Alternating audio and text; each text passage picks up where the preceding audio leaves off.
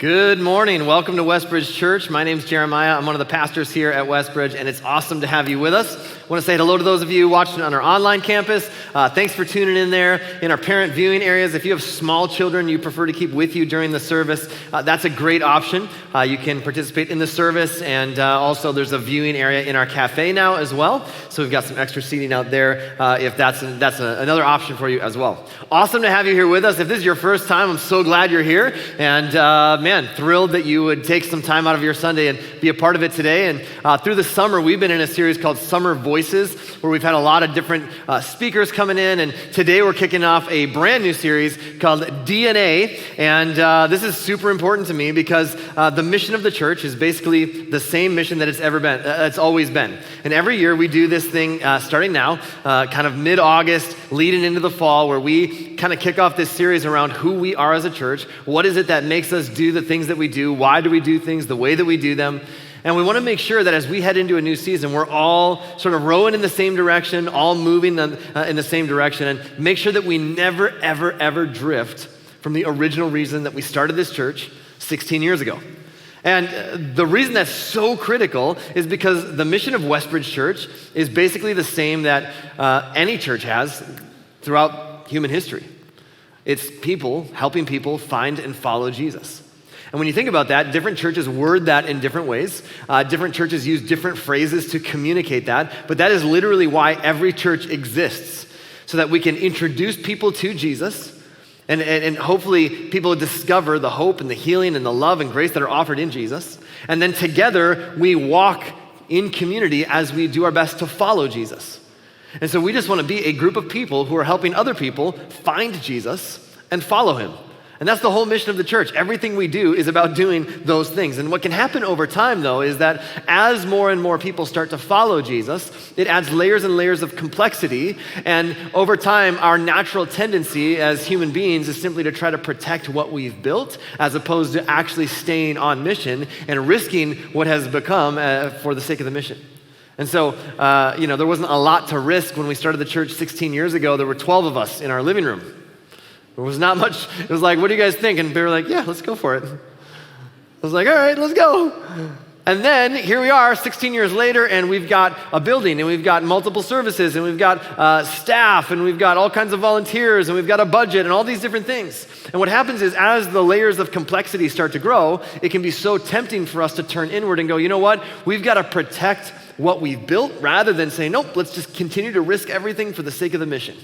We just want to be people helping people find and follow Jesus. And that can happen in Westbridge Church if we're not careful, if we're not super intentional, if we're not really purposeful and make sure. And so every year we do this. We take a couple of weeks and we sort of recalibrate and realign and go, who are we as a church? Let's make sure we're all on the same page. And the reason that we're calling this series DNA is because of what DNA is. Now, the scientific definition of DNA is this: deoxyribonucleic acid.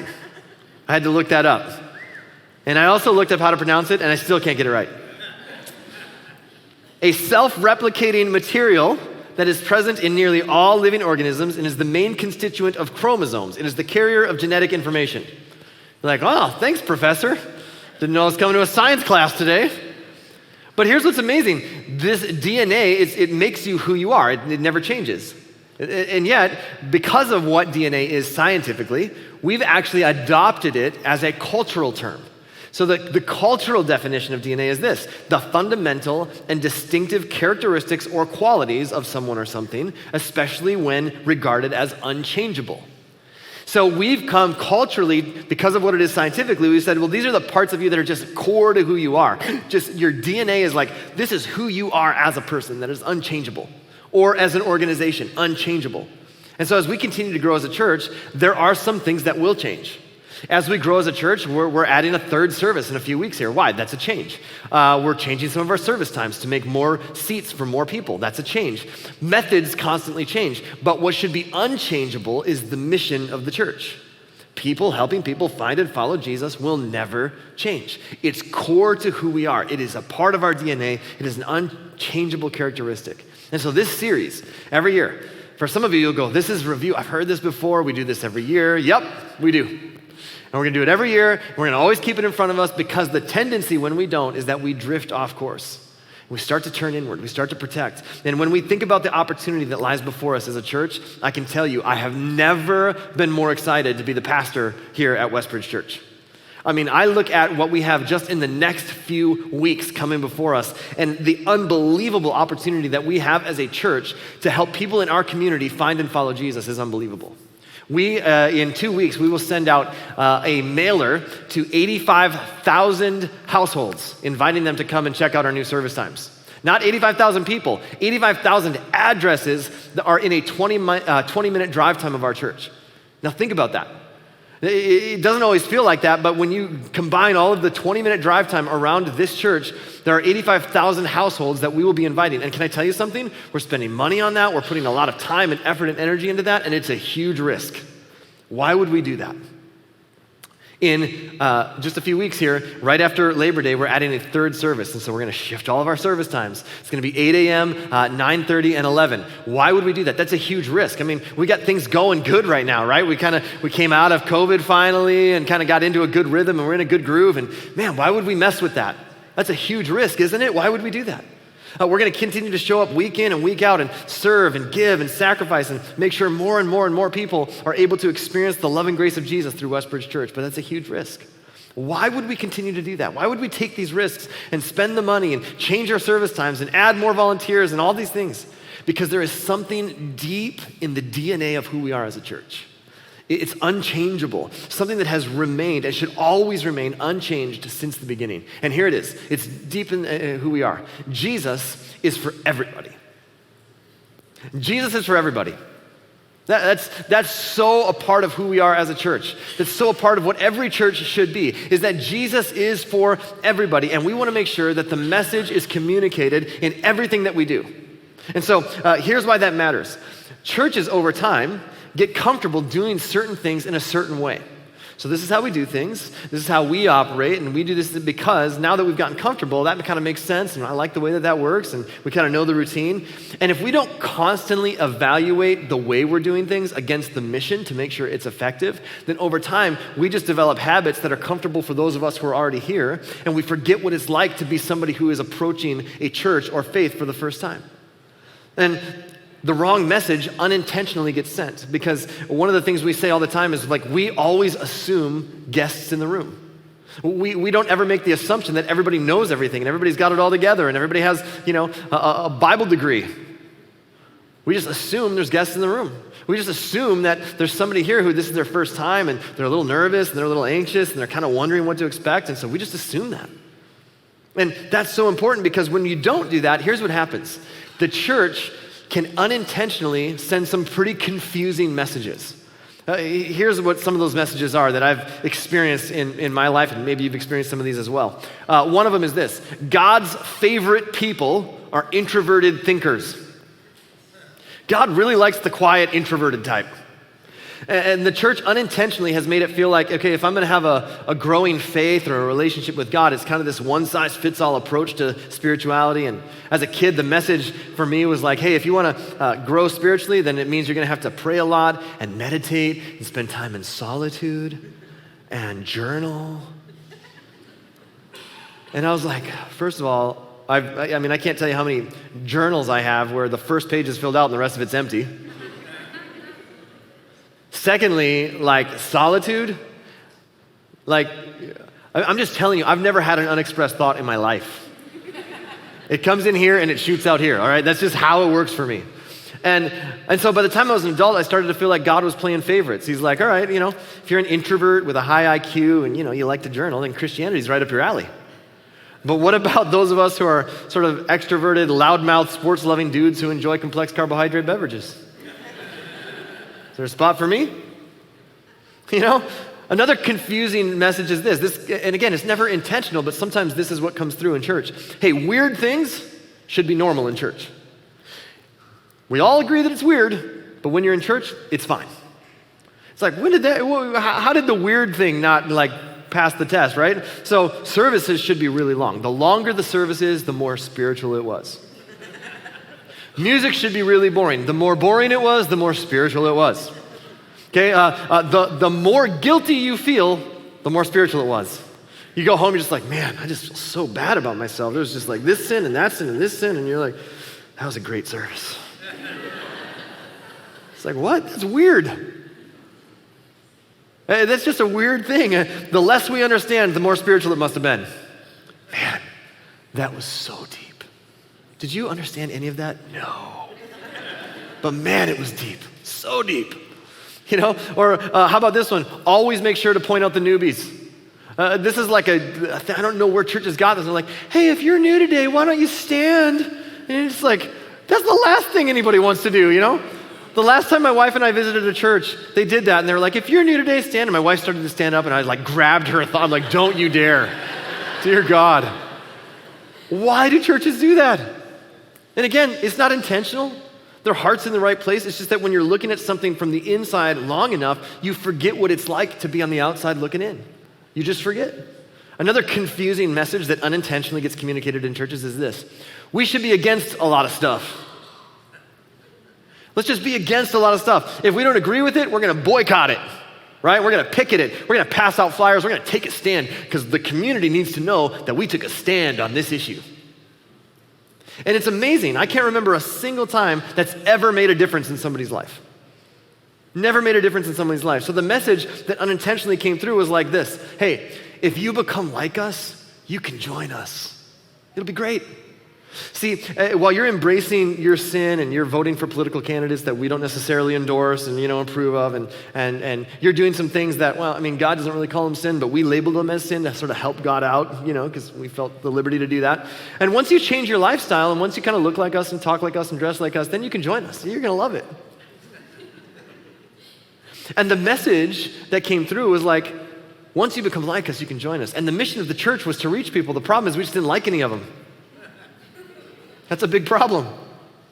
And yet here's the message that Jesus had, and it has such a different tone to it. Listen to the words of Jesus as recorded in Matthew. He says this, come to me, all of you who are weary and carry heavy burdens, and I will give you rest. Such a different tone, isn't it? Take my yoke upon you. Let me teach you, because I am humble and gentle at heart, and you will find rest for your souls. For my yoke is easy to bear, and the burden I give is light. So what happened? How did we shift from this message of Jesus that says, come to me, those of you who carry heavy burdens? And can I be honest with you? I don't know very many people who don't carry heavy burdens. And here's Jesus. And he just goes, hey, I know you've got these heavy burdens that you carry. Just bring them to me. Like, I want to help you. I want to give you rest for your soul. I want to give you a life that is life to the fullest. I want you to experience the life that is truly life. So come to me. Bring all that to me. Come as you are. And when did we go from that to become like us and then you can join us? What happened? And somewhere along the way, the message that, again, I think it's very unintentional, but what happens is churches don't stop and take stock of where they're at and who they're becoming. They don't have these kind of conversations. And what happens is eventually they start to just turn inward. They drift off course from their original mission. And what unintentionally gets communicated is this. Well, church is for church people. It's like, duh. Like church is for church people.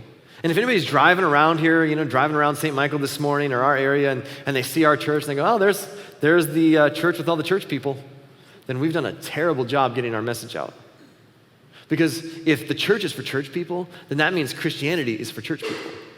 And if Christianity is for church people, then that means that Jesus came for church people. And when you look at the life and teachings of Jesus, nothing could be further from the truth. In fact, here's what this is something we got to hold on to as a church. Here's some thoughts around this. Number one, here's what I believe. People genuinely want to connect with God.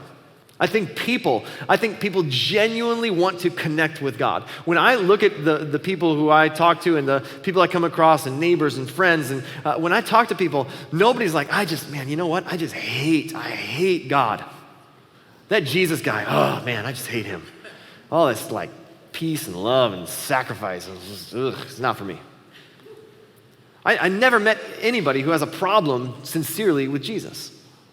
In fact, when Jesus showed up on the scene in the first century, he seemed to gravitate towards those who were the non-church people, the non-religious people, and people who were nothing like Jesus liked Jesus. And he liked them back. And they were drawn to him and he was drawn to them. And Jesus invited people to follow him who were fishermen and tax collectors and political activists and prostitutes and Detroit Lions fans. I mean, it's like the lowest of the low. It was unbelievable. And this is what Jesus had to say about himself and why he came. He actually said this, the Son of Man, that's what Jesus is making a reference about himself. It's a title they understood, and he's referencing himself. He says, for the Son of Man came to seek and save those who are lost. Now, what does that mean? Lost is not man, I don't know where I'm at. The GPS isn't working in here, right? Lost is not a GPS coordinate. It's not geographically lost. Lost means this. In their context, I don't know where I stand with God. There's a group of people and they go, I don't know where I stand with God. I feel like God is upset with me, or God is angry with me, or maybe he doesn't care about me. Maybe God is just distant. Maybe God is just like, he's busy sort of running the cosmos and doesn't have time to be concerned with what's going on in my life. And so in that sense, the word that Jesus used to describe them was lost, because they didn't know where they stood with their Creator. And Jesus said, that's what I've come for. I've come for people who don't know where they stand with God. So in that sense, they're lost. And when Jesus came into the world, he was irresistible, and people flocked to him, and they flocked to his message in masses because he helped them connect with God in a way that nobody else ever had. And so people want to connect with God, and I think it's true of people today. The people I talk to, if there's a way for them to genuinely connect with the hope found in Jesus, they want that. And yet, here's what we're up against. As a church in the 21st century, here's what we're up against. See, the church unintentionally creates barriers to God. We do this. The church universal does this. It's never on purpose, it's never intentional, but here's the problem that we face. Once we're the ones on the inside, once you're already here and you kind of understand how things go, and you kind of understand like, okay, I know where to park, and I know where to check in the kids, and I know the flow, I know where to find a seat, I know where to get the coffee. I'm on the inside, I kind of know how things go generally, and at a certain point we stood, and at a certain point we sat, and that's kind of our liturgy here at Westbridge Church. And once you know the flow, you're on the inside, what happens is there's this tendency to make it all about us again. Hey, I like this. I like what's going on here. And I like the way we do things. Don't change it up, I'm comfortable. And I'll be honest with you, this isn't a 21st century issue. This is a first century issue because it's a human issue. It's a people issue. And so just to kind of set things up for us today, think about this. It's important to know when people first started following Jesus in the first century, everybody was Jewish. Jesus was Jewish. He primarily taught to a Jewish audience. And so most of Jesus' followers early on were Jewish people. And they all shared the same customs. They all grew up going to synagogue and understanding that that was a good thing. They all grew up speaking the same language. They all grew up eating kosher. They all grew up following the writings of the law and the prophets. They memorized the Torah, the books of the Old Testament, what we call the Hebrew Scriptures, the law of Moses. And so they all had this upbringing and this background, and they all then saw, okay, Jesus, he died and he rose from the dead. We saw him rise from the dead. So now we're going to put our faith in Jesus. But we're still going to practice Judaism. We're going to attach our faith in Jesus on top of our Judaism. And it worked. But what happened was that in the early days of the church, there was this explosion of growth. And so lots and lots and lots of people started to follow Jesus. And the problem is some of these new Christians, these new believers in Jesus weren't Jewish. They were what the scriptures call Gentile. It's just another word for anybody who's not Jewish. And all of a sudden, many of the key Christian leaders who were all Jewish got together and decided, okay, well, these people are coming to faith in Jesus, but we're Jewish. We follow the law of Moses. We eat kosher. We do these certain things. So if you're going to follow Jesus, first you got to convert to Judaism, and then you'll be allowed to follow Jesus, because that's how it worked for us, so that's how it's got to work for you. And so you have to embrace our customs and our traditions and our way of doing things. And all of a sudden, there was a formula. All of a sudden, the insiders, because, they know the words to all the songs, and they know when to sit and when to stand, and they know what to wear to church, and, they're making it difficult for the outsiders to become followers of Jesus. And all of a sudden, it turns into this us versus them mentality. And it all comes to a head in this city called Antioch, where a guy named Paul and a guy named Barnabas, they're teaching and they're preaching, and this church is growing like crazy, and people are coming to faith in God, but they're all Gentiles. And so here's where we pick up the story. It's in the book of Acts, chapter 15, verse 1. It says, it wasn't long before some Jews showed up from Judea insisting that everyone be circumcised. Now here's why. Circumcision was a part of being Jewish. Now, that just meant that, okay, if you're going to follow Jesus, you're going to have a minor operation. No big deal, right? Just a small operation. Snip, snip. Here's what they said. If you're not circumcised in the Mosaic fashion, you can't be saved. And Paul and Barnabas were up on their feet at once in fierce protest. And the church decided to resolve the matter by sending Paul, Barnabas, and a few others to put it before the apostles and leaders in Jerusalem. So they travel up to Antioch and they go, whoa, we got all these people who are coming to faith in Jesus. But guys, first you gotta become Jewish first, because that's how it worked for us. That's how it's gonna work for you. And so we've got a doctor in the lobby over here. And when you guys are ready. Yeah, the whole first membership class, all women. No guy wanted to join that church. That's a pretty high standard for salvation, isn't it? And Jesus didn't say that. But it was just such a big part of Jewish heritage that their sort of religious Jews just felt like, well, this is what it looked like for us, what it looked like for you. And the amazing thing is their hearts were actually in the right place. They just misunderstood the message of Jesus. And unintentionally, they started to create barriers to who Jesus is. And we laugh at that now. We think, how stupid is that you would think that someone needs an operation to become a Christian. And yet we do the exact same thing in various different ways. And so they arrive in Jerusalem, and here's what we read, verse 2. Paul and Barnabas, when they got to Jerusalem, here we go. When they got to Jerusalem, Paul and Barnabas were graciously received by the whole church, including the apostles and leaders. They reported on their recent journey and how God had used them to open things up to the outsiders. Think about that.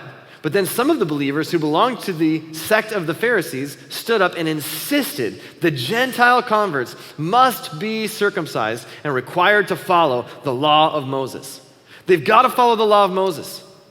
They've got to do this, right? This is what it looks like. Their lives are being changed. What's happening is that their hearts are being changed, their lives are being changed, so they have this incredible church going on, and people are coming to faith in Jesus, and they're going, well, wait a second. Paul and Barnabas get upset. Of course they do. Of course they get upset. Of course they're fired up. Can you imagine the emotion around this? Paul and Barnabas have people who are coming to their church, their hearts are being opened to Jesus for the first time. They're discovering hope that they've never experienced before. They are leaning into the grace that they receive in Jesus. The message is, come as you are. You don't have to change anything because Jesus, in his work on the cross and his death and resurrection, has made you right in God's eyes. You were once lost, meaning you didn't know where you stood with God, but I'm telling you now you're found. And people are just flocking to this message. And they're hearing stories. A man who treated his wife harshly is now filled with compassion and actually begins to honor her the way that Jesus describes.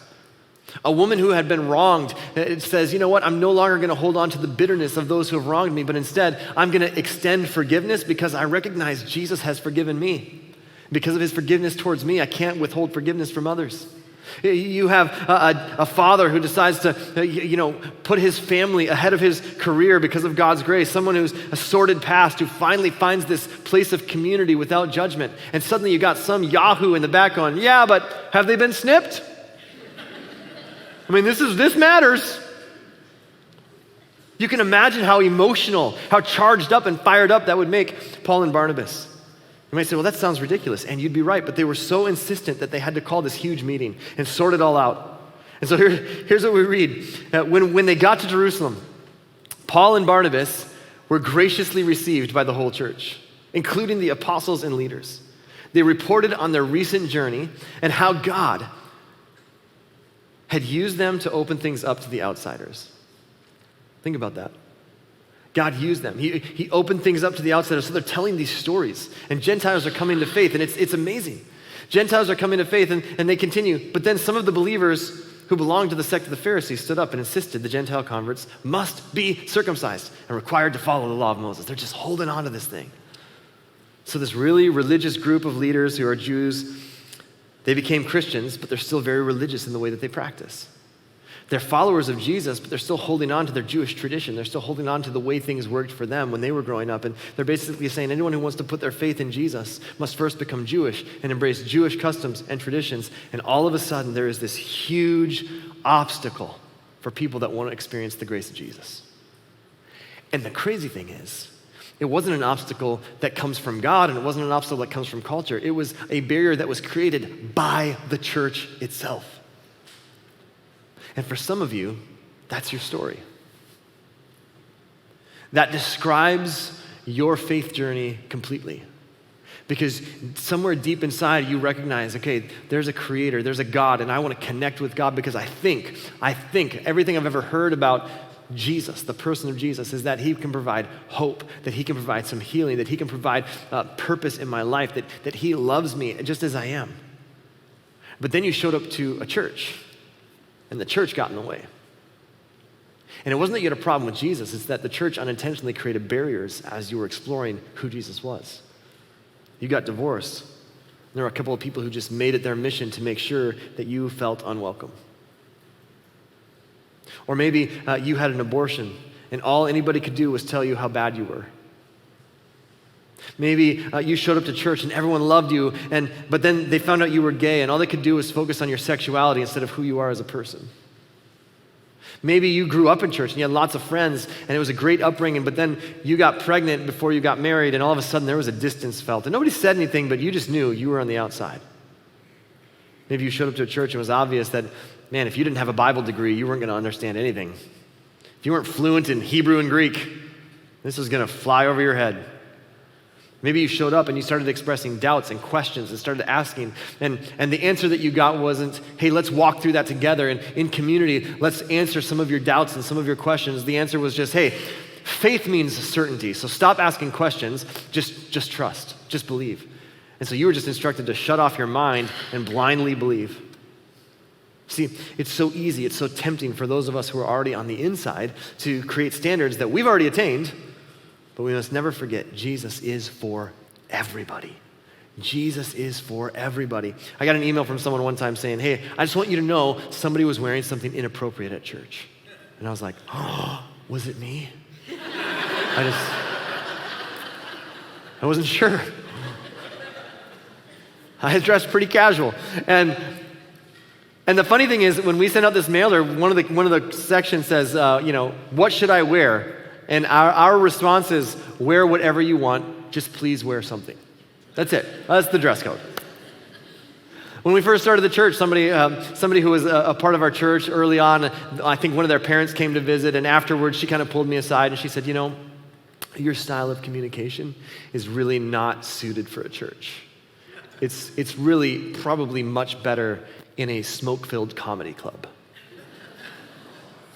And I said, you really think I got a shot in comedy? Oh, thank you. This is the nicest thing anyone's ever said. See, this problem didn't start in 2006 when we started the church. It didn't start in 2020 because of COVID. This started way back in the first century because we can't make it too easy. We can't make it too accessible. So let's come up with a list of rules that reflect our upbringing and our background, and let's make sure that we protect our preferences. It's a lot like this ladder. See, when most people walk into a church, they want to connect with God. They're going to a church because there's something in them that is drawing them to God. It's what God does. God's Holy Spirit draws people. It's why Jesus was so irresistible when Jesus was on the earth. People wanted to be around Jesus. There was something about Jesus that made him irresistible. He was so attractive, not physically, but people were attracted to him. They wanted to be around him. What was it that this Jesus had that he was connecting people to God in a way they'd never connected before? And people just flocked to his message. And he's saying, come to me, all of you who are weary, all of you who carry heavy burdens. I will give you rest for your soul. You can take my yoke upon you. It's easy to carry. I will teach you. Just follow me. Trust me. And so people go out on a limb and they take a risk and they show up to a church. And oftentimes what happens unintentionally is that they look at and they go, well, these are the church people. They're up here. They're at the top rungs of the ladder. And they walk and they think, man, I'd love that because I see some of these people. Some of these people are my neighbors. I've gotten to know them. Some of these people are my coworkers. I've gotten to know them. I've got some family members who follow Jesus and they're part of this church. And man, when I see their life, it's like they pray and it seems like they have a real connection with God. And I want that. And I see them go through incredibly difficult things in their life. but there's something bigger than themselves that seems to keep them grounded, even when they experience the loss of a loved one, or the loss of a job, or tension and trouble in relationships in their family or in their friends, and somehow they're able to navigate that. They're grounded to something that's bigger than themselves, that gives them the hope that even in the midst of what seems like really difficult circumstances, they're able to make it through. And man, I see that in them, and I want that. And it seems like they have a faith that carries them through, and man, that I want that. And what they see is Jesus in people. But what unintentionally gets communicated is that those are these people. And then they show up to church, and what happens is like, man, I would love that, but I don't know how to get there, because unintentionally, the church does this. Well, that rung is missing. And, we gotta pull these rungs out, because these are the spiritual people. And people unintentionally, remember, none of this is on purpose, but what happens is over time as we drift, we go, okay, well, people are showing up to a church and they're like, these must be the church people. And I actually am attracted to the Jesus thing that I see in them, and I would love to get there, but I show up to your church and the gap is too big. There's no bottom rungs. What about a guy like me? What about a girl like me? How do we get there? Because I don't have the experience. I don't have the church background. I didn't grow up that way. I don't know where to find Ephesians. So how do I get there? And unintentionally, this is why we do this every year, because unintentionally what happens is, if we're not careful, we will just start to remove the rungs from the ladder, because we're already here. We already know everything. Like, we know how to sing the songs. We know how to check in our kids. We know where the coffee is. And we forget what it's like to be somebody showing up for the first time and going, okay, I'm kind of nervous about this whole church thing. And if there's no bottom rungs on the ladder, then here's what ends up happening. Somebody goes, well, I guess church just isn't for me. And if church isn't for me, I guess God's not for me. I guess this God thing isn't for me. Because everybody else knows what to do, and they know what to say, and they know, what to sing and where to go and how it all works. So I guess I'll just try to figure out this God thing on my own, because it's too hard and there's not a starting point. And the Pharisees, they'd go, well, that's too bad. Good luck. And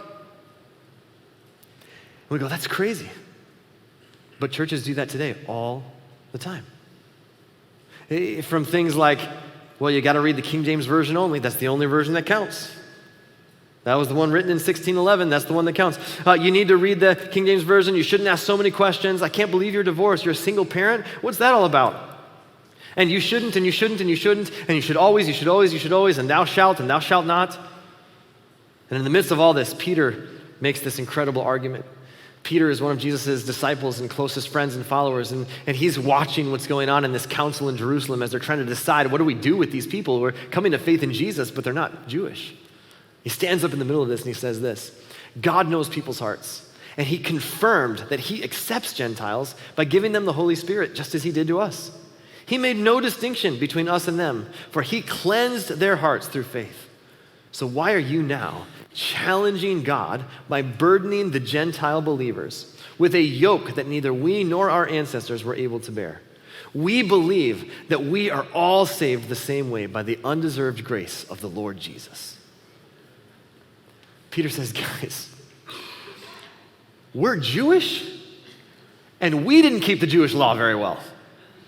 Like, we couldn't even keep it. Why are we going to put a burden on them that we ourselves couldn't even keep? You're standing in opposition to God.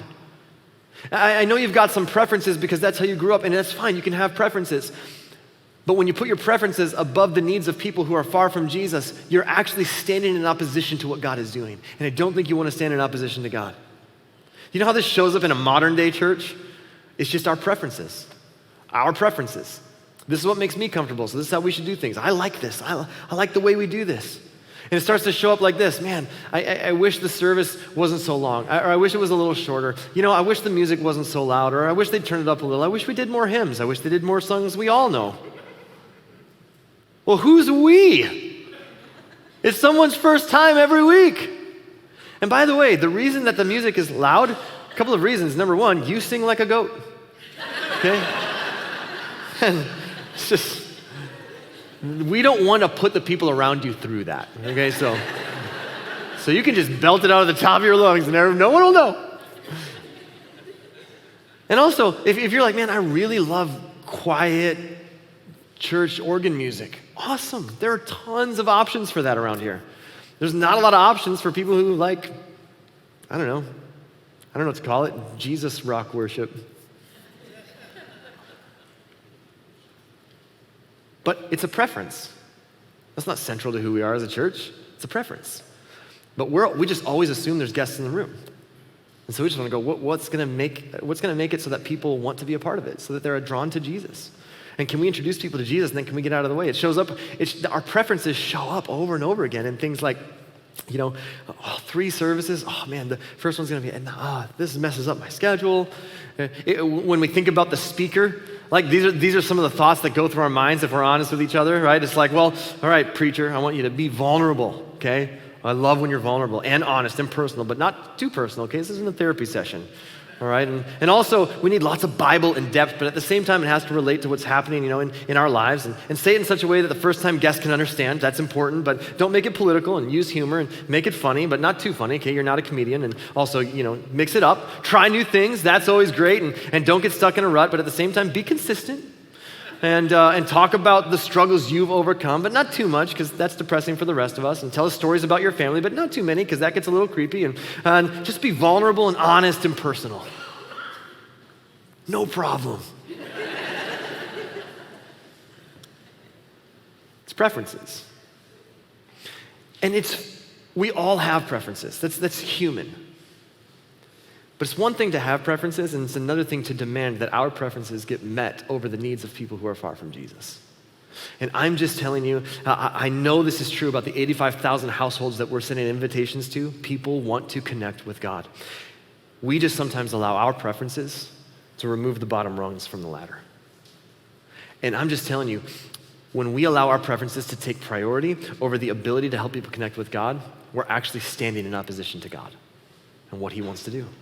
Because he wants people to be drawn to him. And so Peter finishes this speech. He goes, guys, don't stand in opposition to what God's doing. He's bringing people to himself. Let's go.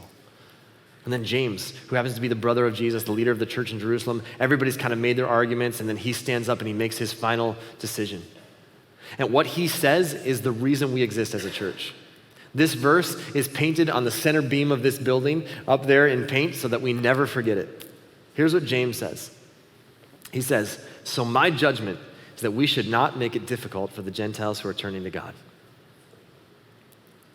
Hey guys, I got an idea. If people are turning to God, let's just not make it difficult for them. Like, this is already happening. People are turning to God. So all we got to do is just get out of the way. Let's introduce people to Jesus. Let's let Jesus do what Jesus does, and then let's get out of the way. If people are turning to God, let's not make it difficult for them. Hey, I know, let's put all the rungs back on the ladder. Let's make sure that everybody has an opportunity through our words. Let's communicate through our words and through our actions that they don't have to be perfect, that there's a starting place, and that Jesus is for everybody. And here's what they concluded and what still holds true for us today. See, we always must sacrifice our preferences to make the message of Jesus accessible to everybody. James says, guys, I know you got some preferences, but my decision is that we should not make it difficult for people who are turning to God. So let's set your preferences aside to make sure that Jesus is accessible to everybody. And the only thing standing in the way of people experiencing the love of Jesus is our own preferences, our comfort, our experiences. And one day I'm going to stand before God and I'm going to give an account of what I did with all of the energy and whatever resources and whatever influence and whatever time that I had and what he entrusted to me. And here's what I don't want to say. Well, we probably could have shared the message of Jesus with more people, but I didn't really want to speak 3 times every weekend. Ugh. I mean, we got a good thing going here, right? 2 services and they're filling up, and I mean, it's good. We're in a groove. Why would we spend that much money? Why would we, have to, now we got to mobilize a whole another set of volunteers for a 3rd service? Why would we put ourselves through that? That is not the story that I want to tell. This story in Acts 15 took place within the lifetime of the followers of Jesus. These are guys who saw Jesus rise from the dead. It's 20 years later and they're already mixed up again. It's amazing. And throughout church history, this has been our biggest problem as a church. The church universal. There's this tendency to prioritize comfort over risk. To say, okay, we're comfortable now, so now let's protect what we have instead of risking it all for the sake of the mission. And I'm just telling you, we cannot drift towards that as a church. We will always risk it all for the sake of the mission. I would rather that we take such huge risks that this church just implodes. We just go out in a blaze of glory. Than sit here comfortably and die over the next decade. See, the church throughout human history just can't seem to figure out how we got to constantly recalibrate. And when we don't, what happens is things like the Crusades, where we put the cross on a shield and we went into war to take back Jerusalem and killed people in the name of Jesus. And the symbol of self-sacrificial love became a symbol of violence. When we don't take stock and make sure we're recalibrated and realigned and stick to the mission, you get things like the Spanish Inquisition, where all the Jews are kicked out of Spain because they're going to dilute and pollute the real Christians. And all of a sudden, you get into the 1500s and you get this thing called the Reformation, and this guy named Martin Luther comes along and he goes, whoa, whoa, whoa, whoa, what's going on? You guys are creating all these rules and regulations. It's grace, it's grace, it's grace. And like a gazillion people followed him because the message was simple, and then 100 years later, it's all complicated again. Because throughout history, the church can't seem to remember Jesus came to build bridges, not walls. Came to reach people, not just keep people. And I don't want to lead a church like that, and I don't think you want to be a part of one. I'm going to give my life to create a church where we work hard, where we sacrifice our preferences to make sure that all the bottom rungs are on the ladder. At one point, there were some people complaining. They were saying, man, Jesus just hangs out with the non-church people all the time. What's going on? And Jesus overhears it, and I love this. Jesus, overhearing, shot back, who needs a doctor, the healthy or the sick? Go figure out what this scripture means. I'm after mercy, not religion. I'm here to invite outsiders, not coddle insiders. I love that interpretation. I love that translation is from the Message. And here's what that means. Guys, as a church, we will always be a hospital for sinners, not a hotel for saints. And so if you're looking to come here and get your preferences met because you're following Jesus, can I just tell you something? You're already going to heaven. And that's great. Jesus said, I've come for the people who are lost, meaning they don't know where they stand with God. And so as a church, we made this commitment early on. It's a part of our DNA. It's unchangeable that we will always be more interested in reaching people than just trying to keep people. We're always going to err towards grace. Our mission is to help people find and follow Jesus. In order to do that, we need to remember that the church does not exist for us. We are the church and we exist for the world. And they will never know that God sacrificed for them if we won't sacrifice for them. And so I'm calling us as a church to just stay focused, stay on mission, because we've got some opportunities in the next several weeks and months to make a bigger impact in our community than we ever have before. And we will be more devoted to reaching people than to keeping people. We will be more devoted to making a difference than to just making a point. The message of Jesus is a message of grace. We will always err on the side of grace, and that doesn't happen by accident. It requires every one of us who are followers of Jesus to say, okay, I'm going to sacrifice my preferences. I'm going to sacrifice my time, my energy, my resources, my influence, everything that I got towards this mission of building something that is bigger than myself. That's what we're doing. So let's be the church that puts all the bottom rungs back on the ladder. Let's be the church that builds bridges and not walls. Let's be the church that is so focused on searchlights and not security lights. Let's be the church that is so filled with grace that it bleeds its way into everything that we do. Let's sacrifice together to make the message of Jesus accessible for everybody, because Jesus is for everybody. And if you're here today and you're watching online and you've never heard it put in these terms, and you go, man, I've never said yes to the invitation to be a part of God's family, you need to know this. God sent Jesus into the world for you. Jesus allowed himself to be put to death. His body was laid in a tomb, and according to multiple eyewitness accounts, he rose from the dead. That means death is not the end, and you've been invited to be a part of God's family. And that invitation is not conditional on A, B, and C, and do these things, and then you're in. You don't earn your way in, you don't behave your way in. It is an invitation that's been extended by the God who created you and loves you. And if you've never said yes to that, you can say yes today. Just agree with this simple prayer as we close today. God, please forgive my sins. Forgive me for those times where I know I've walked away from you, but I'm so grateful that you never walked away from me. You keep pursuing me and moving in my direction. And so I want to say yes to your invitation. Make me your son, make me your daughter. And then help me. to trust you and to follow you in the way that I live my life as best as I know how from this moment on. And God, I pray for every one of us who are called Westbridge Church home. You are calling us to set aside our preferences for the sake of people who are far from you. So may we be a group of people collectively who set aside our preferences to make sure every rung is on the ladder so that people can come as they are and experience the love and the grace and the hope that are found in Jesus. We thank you. We commit this to you. In Jesus' name, amen.